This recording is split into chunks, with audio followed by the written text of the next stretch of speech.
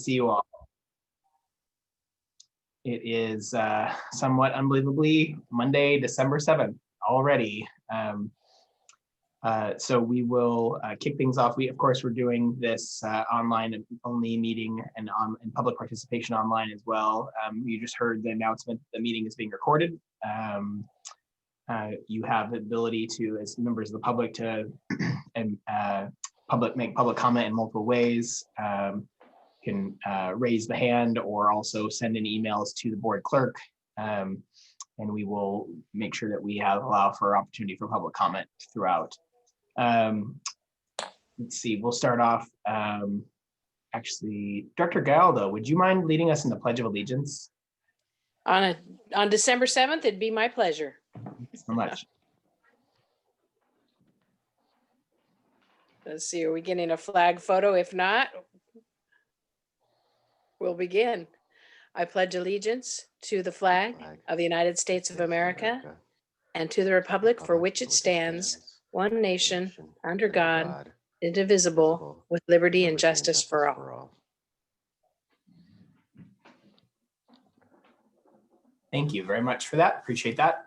Now, Lynette, could we move to the roll call, please? Yes, thank you. Director Frost? Here. Thank you. Galdo? Here? Harris? Here. Jennings? Here. Joyner? Here. Thank you. Sorry about that for the pause. Lozano? Here. Saragosa? Here. Saylor? Here. Chenier? Here. Spokley? Absent. Soon? Here. Chair Frericks? Here. And ex officio member Fong attending for Takar. Here. Thank you. Great, thanks. Thanks so much, everyone. Appreciate that. We'll move along now to public communications, an opportunity for folks who wish to address the committee on items that are not on today's agenda.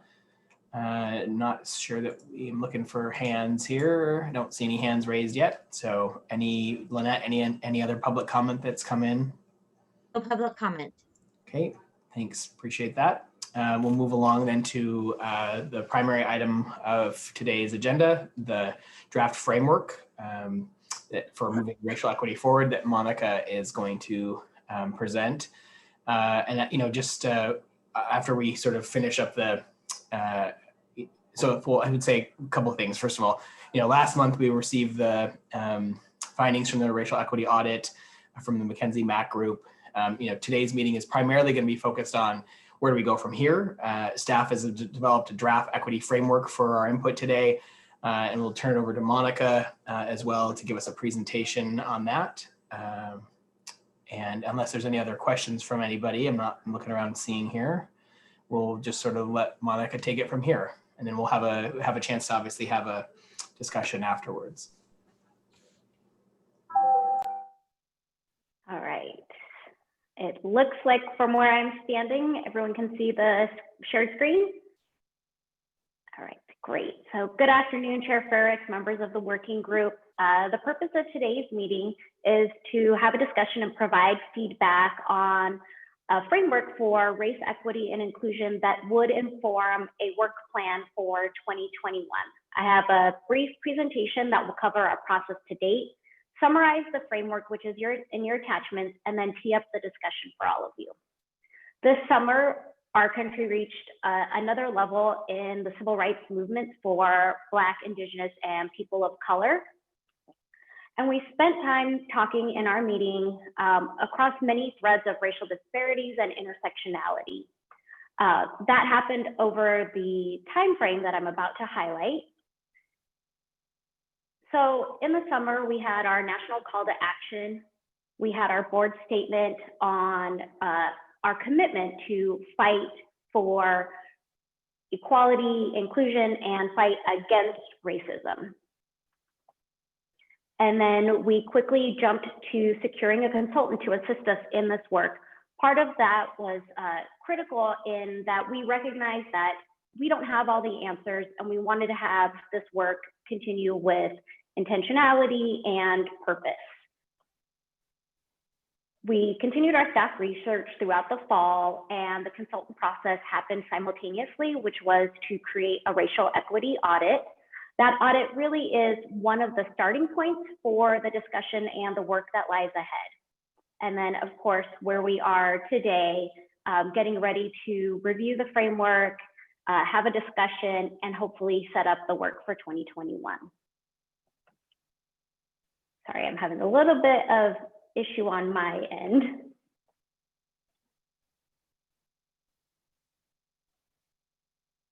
All right. So we have a couple of themes that are really guiding principles for this work and underpin not just the framework, but really how we do the work, the specificity across different projects. Of course, listen, and this was one of the recommendations from the audit, but also really aligns with best practices. As I mentioned, while we were having these working groups, staff was also doing research, including a national scan of public and private agencies and nonprofit agencies who are working in diversity, equity, and inclusion to really look at some of the common themes. And most of those frameworks really started with a foundation of listening and learning. So listening really is about elevating the voices, experience, and true input and involvement in processes. And of course, learning that includes both, what are the historical factors and what are the current factors? We've talked about in our working group that many of the policies that have been deemed illegal or have been banned that were with intention outwardly racist. But what are those continued new policies that have an unintended consequence of perpetuating disadvantage or inequality? And of course, measurement is a really key component to all of the framework and really any of the work that we do. And you're used to us bringing performance measurement and outcomes for many of our other projects as well.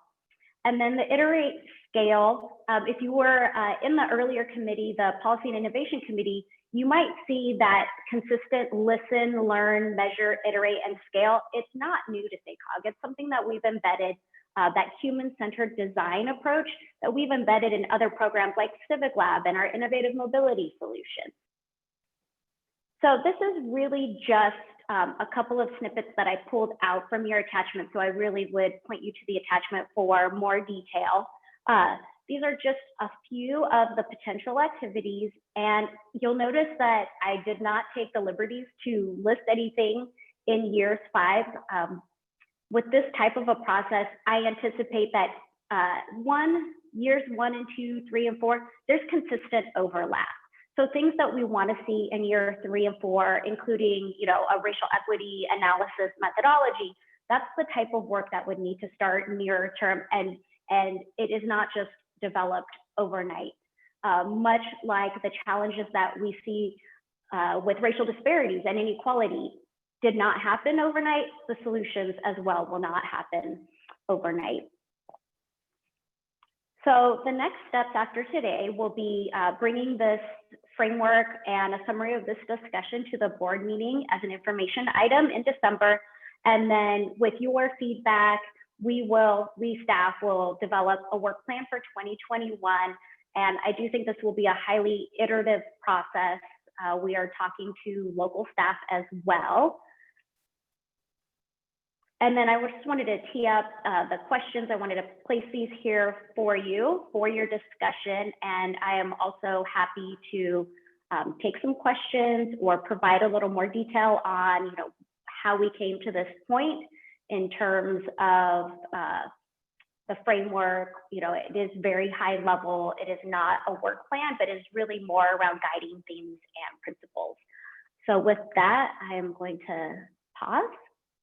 And I can leave these up here. These questions are also in your attachments, in your staff report, so I can also close the screen.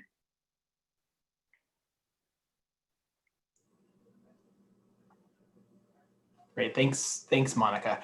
I just would ask for folks, anybody with sort of initial sort of questions or clarifications, I mean, I really appreciate that presentation and sort of the work that staff has been doing and getting a high level framework for moving forward that, both I think responds, to the audit, and also in a sort of a quick turnaround time. And, I just, if anybody has any questions or comments, sort of kick things off, or appreciated you putting some questions up there and sort of seeking feedback from folks.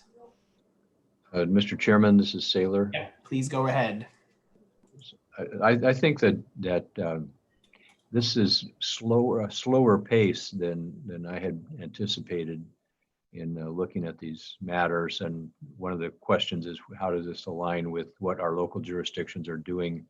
One thing that we did in Yolo County was to do a fairly quick, but also fairly extensive dive into disparate treatment of people of color and people with low incomes across our county. So we looked at foster care placements and child abuse responses, and we looked at involvement, engagement with the criminal justice system and health outcomes across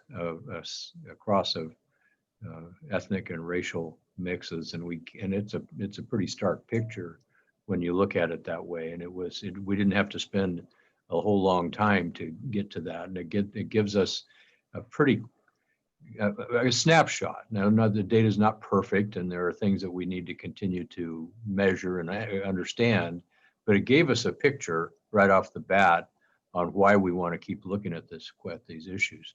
So I would like to suggest that somehow we do that listen and learn with some degree of critical urgency, and find out, get a picture of some kind, not just of our organization and how people feel about operating within SACOG, but take a look at our region for measures of disparity and measures of disparate outcomes, and have a snapshot that allows us to inform this multiple year process. I don't have any objection, and I think it's wise to depict this effort as multi-year effort. I just want to see something start sooner rather than later. And it may be that there, in addition to looking at transportation investments and how our sustainable community stacks up for people of color across the region, I'm also interested in getting something in front of us that gives us a better understanding of what's going on in our region. So. Thank you. Yeah, appreciate that, Director Saylor, very much. I would just, before moving to some other potential questions or comments, I just want to add a couple of quick points too. I think, I just want to thank you all for the work, and the sort of engagement on this issue over the course of, the greater part of this half year. I mean, this is sort of in the other duties as assigned category. I think it's a voluntary ask that came in the middle of has turned out to be a very chaotic year. And, I really appreciate folks showing up at every meeting and engaging in this, important, I think, and meaningful work. And I think it's, I also appreciate hearing from, many of you over the course of this past couple months, repeatedly, just in the issues around, sort of your individual feelings and about what you think SACOG should be doing, or also about what some of your own individual jurisdictions are doing, and the sort of questions and discussions we've been having. I think that, obviously here we are, December, last meeting, it means it's the last meeting for a calendar year. And, I personally think it's imperative for this work to continue on, but, it's obviously going to be a board decision. And I think that, the staff's proposed framework sort of sets the guardrails for this work over the next several years. But I'd like, obviously to solicit feedback and additional, engagement on this framework today. And even though it's not explicitly an action item, I'm personally we're planning on having it on the December 17th full board agenda, just obviously as an item we're seeking input from the working group so we can have a fuller discussion about it at the board meeting. So, again, I just would, thank you, Director Saylor, for your comments already. And, reiterate Monica's questions and the questions in the staff report. Appreciate additional, those of you willing to share your thoughts about this, and does it give a sense of work in the process ahead, or what's missing, or are there specific issues you'd want to dive deeper on? So appreciate all sort of the opportunity to make a few comments, and others with questions or comments, please feel free to chime in. And I'm looking for either hand movements or people who've raised their hand in the chat box, and no hands are raised at the moment. So there's Director Chenier and Director Jennings. Thank you. Yeah, I just want to follow up on Don's point. Maybe, this is for Monica and James, but I certainly would like to go as quickly as we can. Those are important things. It's obviously the time to do this, but I also worry about staff capacity in a lot of ways. And so maybe, coming back to our next meeting when we have a larger discussion, there's options about moving the timeline, but also what that would require on the staff capacity front, just so, we want to make sure we do this. We want to do it thoughtfully. We want to do it at a good pace, but we also want our folks to be able to handle it along with the other duties that they have, because it's not like everything else is going to be put aside to do this. It has to happen concurrently.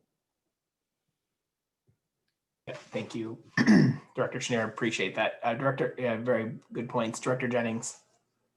Thank you very much. Director Saylor, I appreciate your comments on sense of urgency, and I share those, that point that we do need to move with a sense of urgency, but I also want to make sure that we move forward with a sense of purpose, and we're very deliberate in making sure that we achieve the goals that we set. I want to applaud the staff on the guiding principles that they laid out. They've helped me tremendously to pace myself, because I want to move faster, but I know that this type of work, we need to move with purpose and be deliberate in our work, because not everybody's in the same place at the same time. And so we're going to have to move people as they want to be moved. And I think we'll find that out when we have our board meeting on the 17th, as we bring this forward and we present this to them and we get the input from them. I think that is critical, to get the input for them. But I wanted to applaud staff and Monica, I believe, I want to call your name out specifically for, leading us in this framework that will take us into the upcoming years, next 5 years. And I think as I continue to look at each year, we will set goals for year 1 through 5, and each one will build on the other. And that will be the work of this working committee, and that will be the work of our board as well. And it'll also be the work of staff.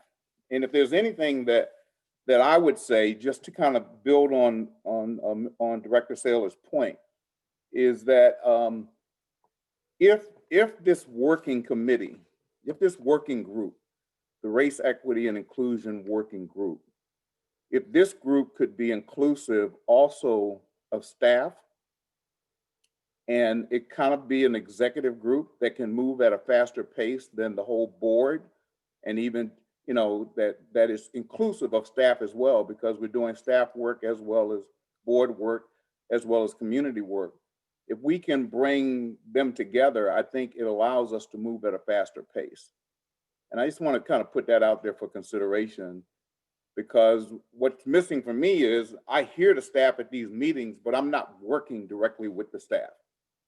I'm not hearing what they say. And so to me, there's a void. I only get it in these meetings, and unless I bring somebody personally up to talk to them. And I don't want to do that. But I think if we can make a working committee, not only of this committee, but also inclusive of the staff, I think it would help me tremendously to know the staff's point of view and move this work a little bit faster for the organization and for the community. So that's what I'll put on the table for now. Great, thank you. Director Jennings. Really appreciate your comments and thoughts. And I think, been taking notes on these items as well. So we'll look forward to our sort of further discussion today, but also at the board meeting, sort of synopsis of some of these items and your sort of thoughts for how to proceed. I have Director Soon with his hand raised. Yeah, thank you, Chair Ferricks. I want to agree with what Director Jennings just said as well, in terms of we do want to move a little bit faster, but we do need to be mindful of that we're being purposeful in that regard, and in the sense that we need to make sure everybody's on the same page as we go forward, so we can all go forward together. Having said that, I think we can leverage work that's done by our individual respective jurisdictions. So I think this is where we can, build from the ground up, so to speak, and we don't have to start from scratch. I know my city is doing a lot of work and has been in the last few years on diversity, equity, and inclusion. And in fact, we're going to also, there's a contract that's up this week on that issue specifically. But if we all go back to our own respective communities and mine those things that our staff is doing there, I think we can bring those together here at SACOG and decide, what's working well, or even can help set a framework to move forward. So we don't have to start from scratch, is my point. The other thing I think would be better suited is if we want to, find something meaningful to work on, looking back at the audit, I think, look at some of these things that are been taken away on our own board. I mean, I highlighted this slide here, top 5 issues identified by the SACOG board. I don't feel heard by my peers on the board. My contributions are not valued. Our organization is not representative of our region. Decision-making is inequitable. We want to have an honest conversation. I think we need to start with ourselves. And so, we should be having conversations about those things and how we can all move forward together. So I hope this committee, I think I stated it last time, I'm going to restate, I hope similar to the American Leadership Forum, I hope this committee can be used as a safe place for us to have honest dialogue about things. And anyway, so that there's some places there that we can start from that won't seem like, we're waiting a long time to do something. Thank you. Thank you very much, Director Soon. Appreciate your comments. I don't have anyone's official hand raised in the chat, but Director Joyner, yep, I see you now. Just real quick, Lucas, if I may. I think what I want to point out is, Darren, you've taken those 5 out of context comments, and actually the audit did it. You didn't do it. The audit did it. And place them in there. And I'd be willing to put $10 on the table that says a lot of those comments were not related around race, equity, and inclusion.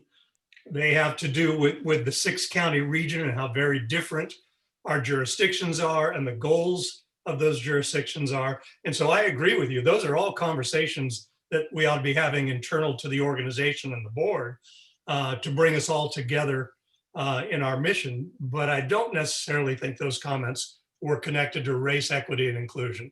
Paul, if I could just clarify, I did not state that with that intention. I was only merely pointing out those statements that were made, and irrespective of what their intent was, we owe it to ourselves as a board to address that.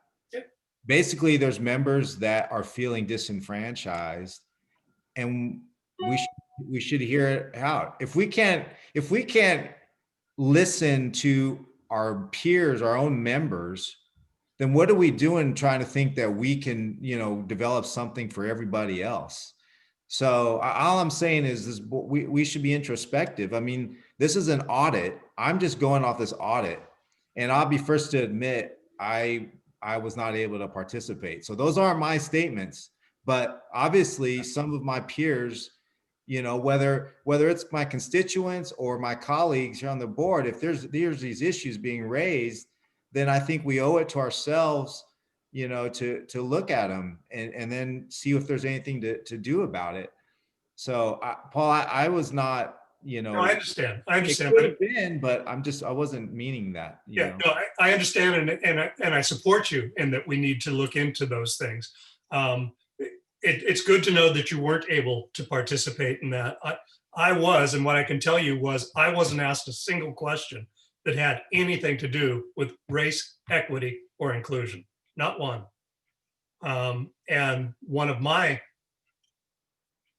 comments, a portion of one of my comments was dropped into the so-called audit. And I don't think it's fair to call it an audit, quite frankly.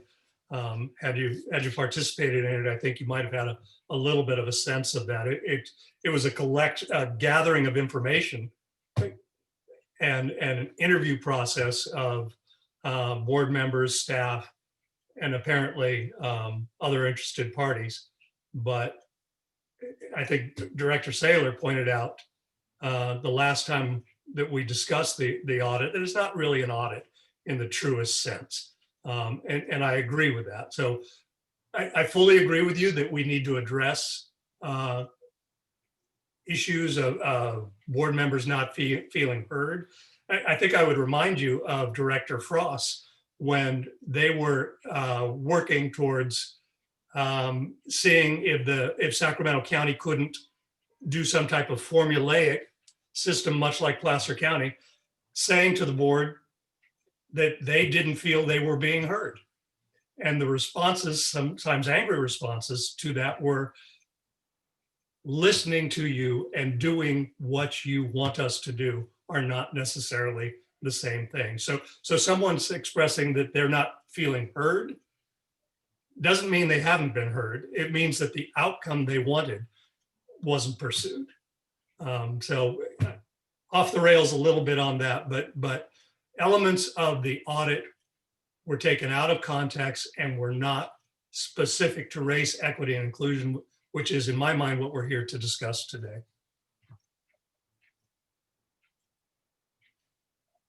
Mr. Chairman. Yes, go ahead. And Director Frost has her hand up as well. So go ahead, Don, if you want to go quickly. And So I'm sorry if you were before me. I'm looking at the timing of year 1 and 2, and one of the elements in the framework is explore regional and national racial disparity data and efforts to close the racial access and opportunity gaps across sectors. And it goes on. But I guess part of my interest would be to understand when that step begins. And I guess we're about to transition from year 1 to year 2, maybe. So I'm kind of wondering, I'm trying to get an anchor for where we are in this arc of effort and when we will, and are these things sequential, or are they maybe happening simultaneously in some way? yeah, thank you for your question. Appreciate that. I don't know, Monica, if you want to try to just provide a direct response, and then we'll go to Director Frost after that. Thank you. Sure. There are multiple parallel tracks. Part of the collection of the data, there's multiple sets, and we, staff, we have to do our own due diligence, but that's one of the important pieces of the learning phase. And so year 1 is sort of now, but we're really looking at the next year as 1, 2. So there's a lot of overlap in that. And I would also say that the data is going to be evolving as well as this practice evolves also. Here, Ferrix, if I could just also, Director Saylor, a number of you have asked, and Director Chenier noted this as well, in terms of the, is it fast enough? Where's the data? Are we looking at this? We have been, and you know, as Monica said, there's a bit of parallel tracks here. There's still a lot of learning and listening in the next 12 months. There's also projects that we're currently in the middle of or finishing up for all of you for 2021, including what we call a regional progress report, which will actually, last time we did that was 2017. It'll look at a whole set of metrics across a 6-county region. And it will, for really the first time, look at some of the racial and ethnic disparity in elements and perspectives on a lot of our housing, transportation, and other kinds of data. It won't answer all of your questions on data, but I think it'll give you a pretty good start and a sense of where we are, where we're falling short, and where we have those gaps. Will that come then in the next 6 months, you're thinking? We should have an update for you early in the new year, or much sooner than that. Okay, thanks. Thank you. Appreciate that. Director Frost.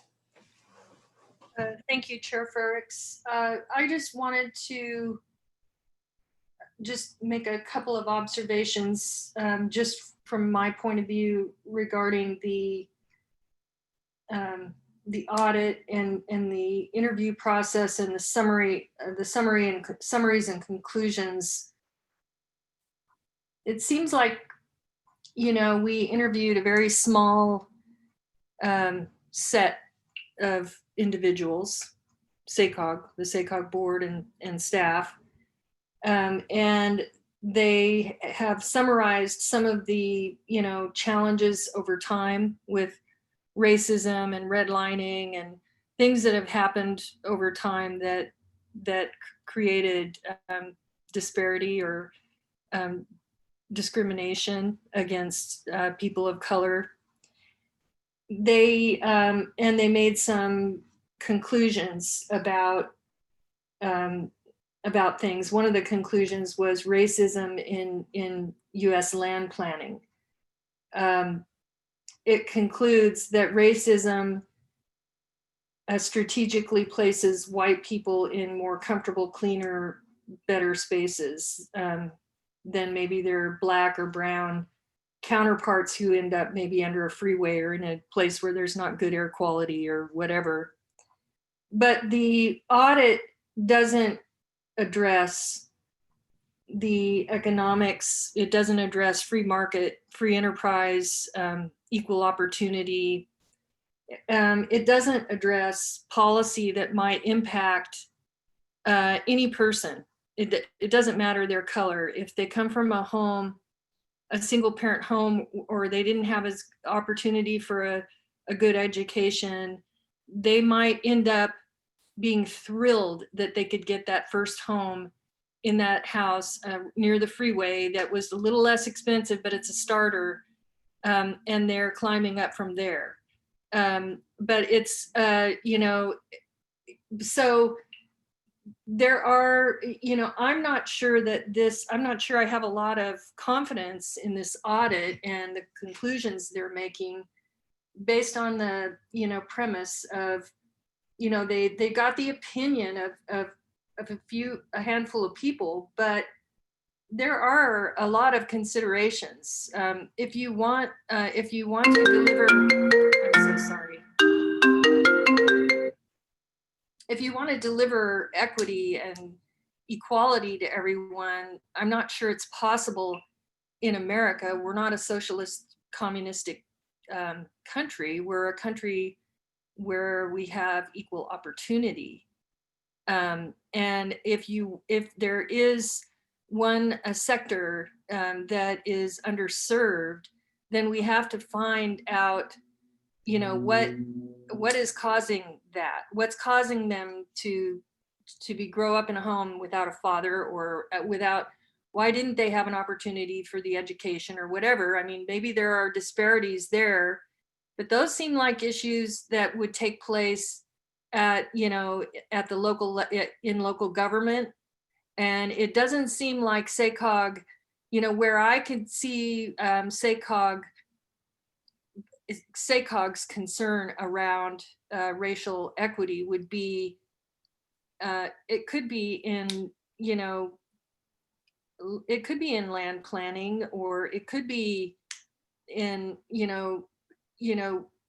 how can we improve the air quality in those areas where there's high density housing under a freeway? It could be ways like that. I think what I'm trying to say is this audit, you're wanting to rush through something and you're rushing to conclusions without really studying the entire issue, number one, and it makes assumptions that I'm not sure I really understand. To say you need a certain, equal representation on the board of so many colors. Well, I don't even know what, I don't know what our demographics are. I don't, my sense is that whites are not the majority in California. It's probably Hispanic. My other sense is you have to be careful when you try to deliver equity. You have to be careful that you're not taking something from someone else to deliver it to someone else. So, I mean, our whole way of life in, our whole constitution is based on, equality, not that everyone gets equity. We don't all get the same thing. Some of us had a bad experience. Some of us had deaths, or, got raped, or, grew up without a father. We don't all get the same opportunity to have the same confidence. Maybe, we were raised by an orphan who didn't know how to tell us that that we can believe in ourselves, because they didn't know how to do that, because they never had a mother. We don't all get the good foundation. And it has nothing to do with the color of our skin. I don't believe in my heart that our skin defines us. I don't think we are the essence of our color. I think we are the essence of our mind and our character and the decisions we make each day. So I just think we need to, I think my comment is, if SACOG wants to get in this business of delivering equity, I think we should take some time to really look at the entire picture, and we shouldn't be making conclusions based on this audit, because I don't think this audit looked deep enough, hard enough, long enough into enough to be able to make the conclusions that they made. And a lot of the conclusions are really yesterday's our history, that we have laws against redlining. We have laws that protect us now. So to act like we don't doesn't seem realistic. But I mean, those are just some observations and comments that I have. Thank you. Great, thank you for your comments, Director Frost. So I have a couple of hands raised, Director Lozano and Director Chenier, and I'll just for 1 second, Director Lozano, before you go ahead, I just would say to sort of just a couple of points. I think, to Director Frost's comments, I think about sort of the need for, the things maybe being too rushed, or that there's a need for conclusions have been drawn from just the audit. I think that's in part why, you see in this framework ahead of, that's in front of us, there's a very intentional, sort of set of actions that around listening and learning over the course of the next, year or two, that we've been doing already, but I think that are, regardless of the audit and results of an audit, whether if you want to call it an audit or not, it's fine.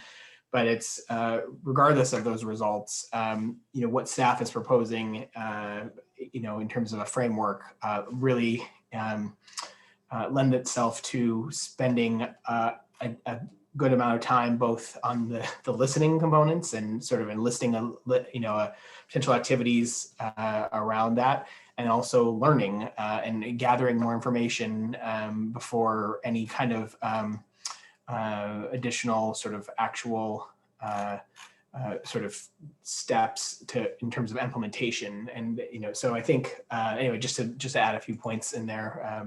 So Directors Lozano and Chenier, and now Director Galdo has her hand as well. So sorry for that interlude, but go ahead, Director Lozano.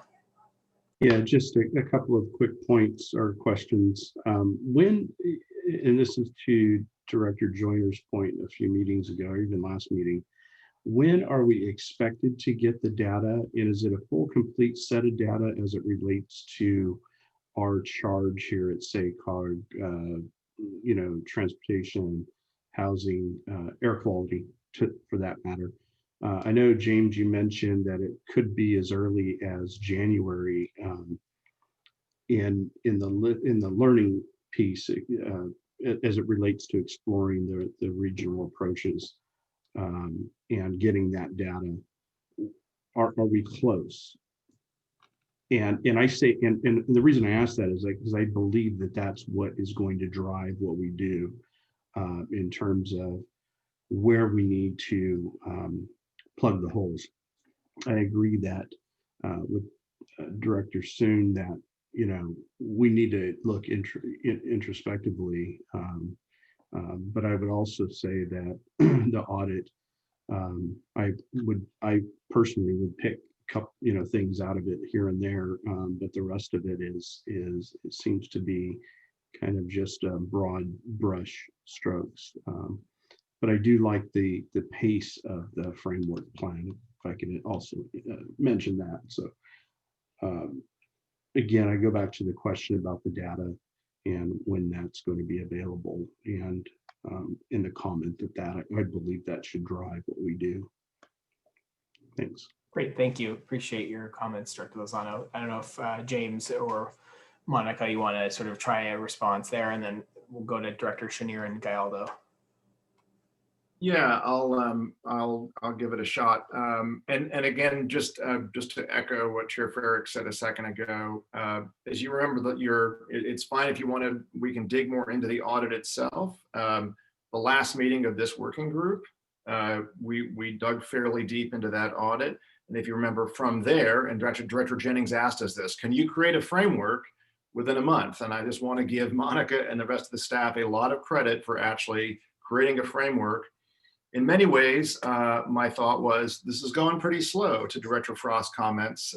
So we're really trying to get your response on a framework that's really informed by this working group, by national best practices, and that I think, is pretty slow and steady in the couple of years ahead. On the data question, I will say what I have said the last few meetings of this working group, which is, there are significant disparities in this region in terms of outcomes and success by race, ethnicity, by income. And I just want to remind you all, the Brookings report that we had commissioned with GSAC and Valley Vision in the Metro Chamber a couple of years ago flagged this. They flagged racial disparities. This was one of the major findings. We went to the doctor and we had a health checkup on our economy, and the doctor listened to our economic heart and said, you look on the outside, but you got some structural stuff on the inside. This was one of them. Now, there's a big question about causality, but in terms of just disparities by race, ethnicity, we are, as I said, putting that into our regional progress report, and we will have some of those. It won't answer all of your questions as early as the January board meeting, when the next board sits in January. We are intending to get you that regional progress report, which will have a lot more detail.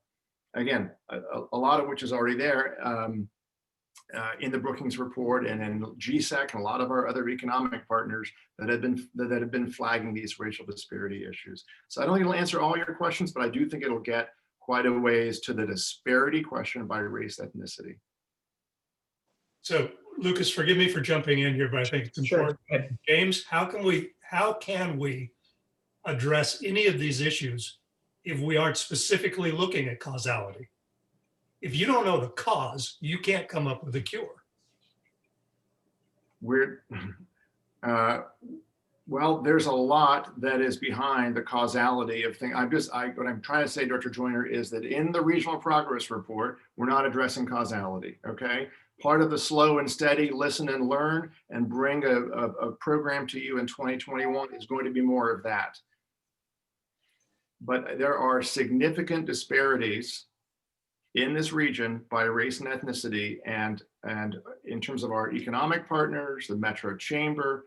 I just had breakfast with Dave Rotten from the Safe Credit Union, who is working on race and equity inclusion. Why? Because it is critical to the success of this region. Because it is critical to retaining and attracting talent. This is why we're doing this, because one of your 3 goals is economic prosperity. You don't, whether or not you agree with the moral directive on this, there's an economic imperative. So I want to remind us why we're here. I want to remind us that there are significant disparities in this region. I want to remind us that our business partners are telling us we need to work on this. I want to remind you all that many of your local jurisdictions have actually asked for us to have a smaller cohort, that many of you locally that are actually working on anti-racism, racial disparities. Many of these that you all represent are doing some really good work on this. And I think all of that rolls up into some really important work in the year ahead. Thank you. Appreciate that, James, response. So we've got Director Chenier and Gallardo up next with hands raised. Yeah, I just want to say, you know, certainly the audit, and call it whatever you want, was written with a certain lens, and you may or may not agree with it, but you can't disagree with a lot of the conclusions that it came with. I think we have a fundamental choice. We can talk about words in the audit and argue about that and get nothing done, or we can decide to move forward and say this work, as James just said, is critical to our future. There will be ample opportunity to talk about what incremental steps we may take or what large leaps we may be able to take along the way and how fast we go. But I think both this group and the larger board has already made a decision that we need to move forward on this, that it's important. And frankly, you know, my city is doing it, West Sacramento is doing it, a number of cities in this and counties, I think in different forms are trying to move forward as best they can. I think SACOG could play a role in all of that in spreading best practices. But fundamentally, again, for us, I think there's a decision that we've already made to move forward. I think we need to do that. This is not if, this is how we do it. And I think staff has put out, you know, a good roadmap for us to take. Again, I do have concerns about capacity issues over time, but that's something that, if this is a priority, we'll have to deal with. Yeah, that's it. Okay, no, thanks, Director Chenier, appreciate it. Director Gallardo, and then I believe Mr. Trost as well would like to add in a comment, and Director Saylor as well. And then actually, after, apologies, Jill, just one sec. And I would love to try. So as after those 3, if there's anyone else, please like raise your hand or signal me so I can see, especially those who haven't had a chance to speak yet. Otherwise, I'd like to try to sort of come to a sort of set of next steps after these 3. So Jill, Kirk, and Dawn, thank you. Thank you. I think like all of you, there are things in the report that I agreed with and things that I didn't agree with. But what a great place for us to start a conversation. And also you have to point out there were limited participants, but that was a choice. We had the opportunity to participate. So if we didn't, we have to kind of wonder, why didn't we participate? Because that certainly is going to skew the information. And why wasn't everybody involved? Because they should be. I think right now is more critical than ever because of what we're experiencing. All I have to do is look at the news and we talk about where we want to be. And I'm a big education proponent, but I look at education, and in our area, it's not equitable right now. My kids have been in school in Rockland for a long time.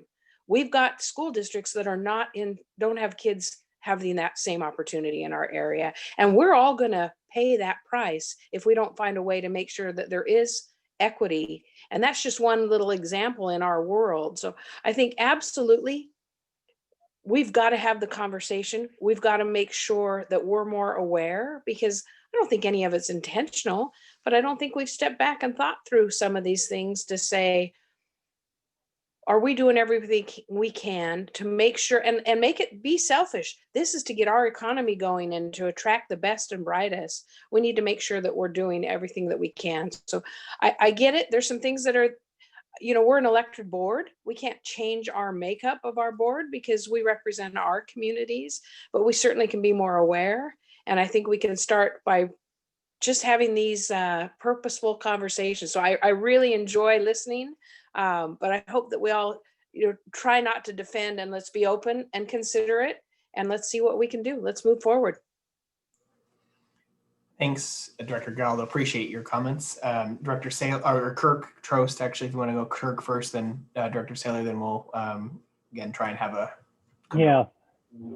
Thanks, Chair Frericks. I just thought it might be helpful for a moment to add a perspective for the board members.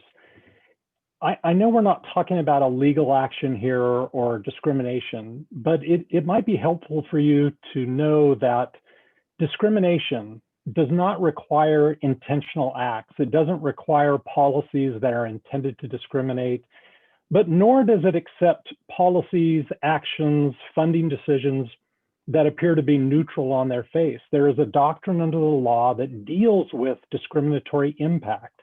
And so in that context, from a legal perspective, it is helpful to think about the things that government agencies do that have a disparate impact on different groups in the community. And there's not always a direct line back to a policy that appears to be intentionally discriminatory.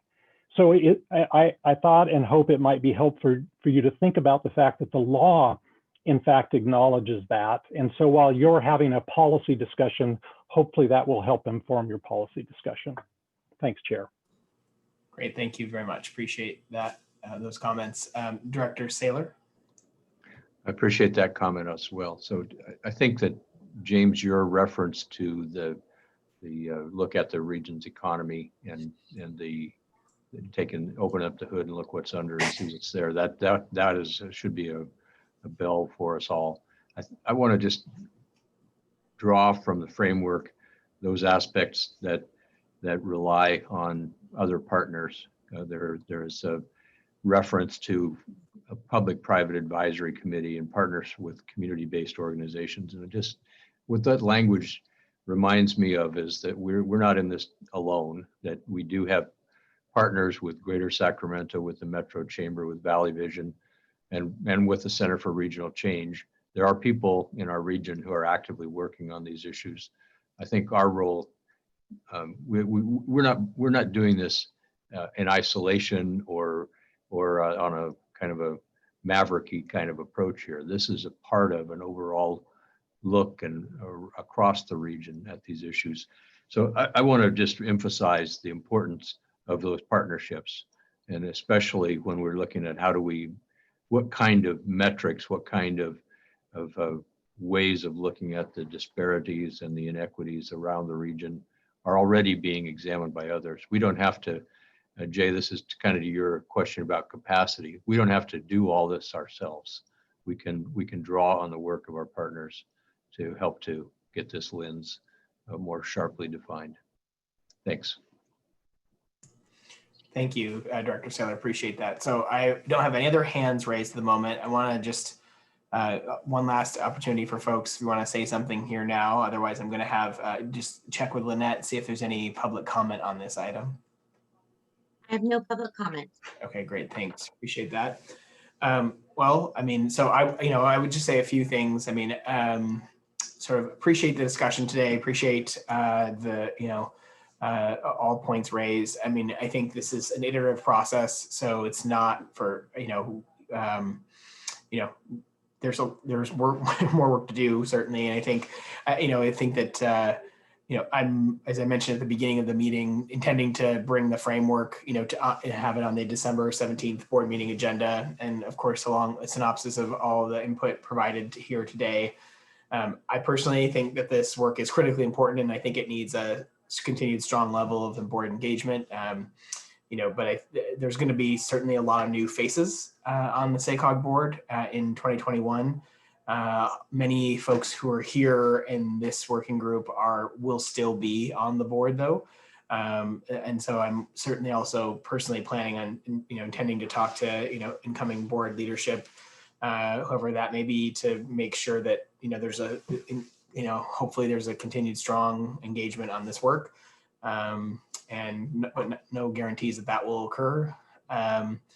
But I don't know if there are any other additional questions or comments at all, and I have an opportunity for either staff, Monica or James, to add some parting words. But otherwise, I would say thank you for attending today. And if there's no further business, we'll see you on December 17th for the last SACOG board meeting of the year. So James and Monica, any comments there? Final closing comments by staff? Yes, no. I appreciate this conversation today. I do. I do think this working group has had some of the most honest, forthright conversations in the last few months.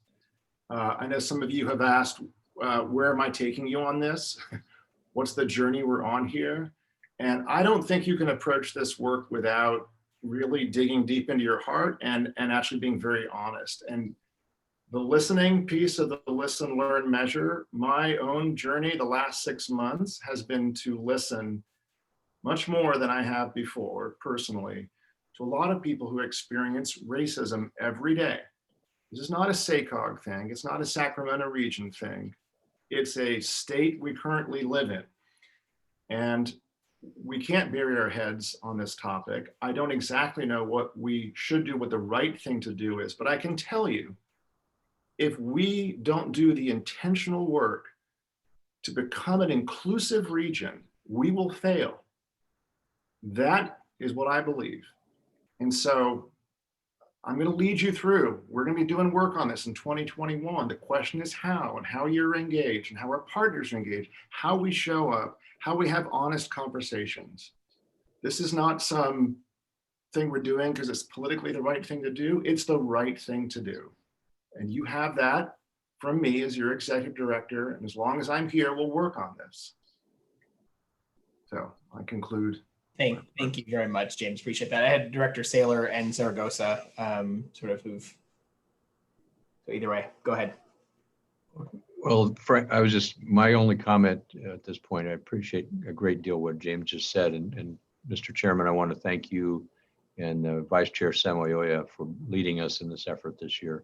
It took some courage and some self-reflection for us to do this.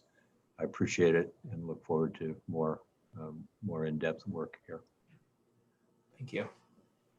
Yeah, I kind of want to, just say the same things. I want to thank James and Monica and everybody else that's worked on this. This is not an easy subject, and it certainly wasn't something I'm sure that SACOG was thinking that we were going to do an audit on, whatever you want to call it, as when we started 2020. But history is not just something in the past; it's something that happens in the as we live, and that's what we're dealing with today.